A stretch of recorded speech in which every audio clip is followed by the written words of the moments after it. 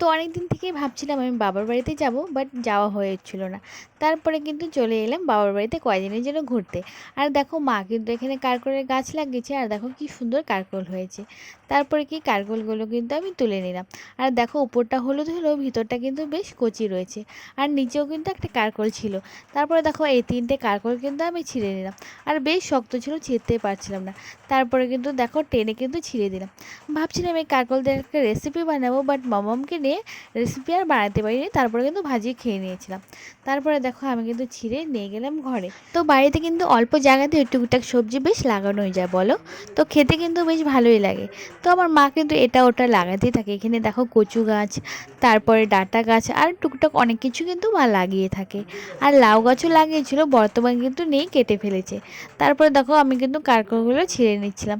আর কারকলগুলো এত ভালো লাগছিল, আমি কিন্তু বারবার এটাই ফটো তুলে যাচ্ছিলাম। তো দেখতে আমার বেশ ভালো লাগে। তারপরে দেখো বললামই তোমাদেরকে রেসিপি বানাতে পারিনি, কারকলটাকে ভাজি করে খেয়ে নিয়েছি। তো তারপর দেখো আমি এসে কিন্তু মাটনটা ভালো করে বেছে নিচ্ছি।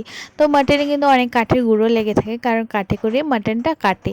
তারপরে দেখো আমি কিন্তু ভালো করে পরিষ্কার করে ভালো করে ধুয়ে নিচ্ছি। তো বাইরে জল দিয়ে ধুয়ে নিয়ে এসেছি, কিন্তু ঘরে এসে আরেকবার ভালো করে পরিষ্কার করে ধুয়ে নিলাম।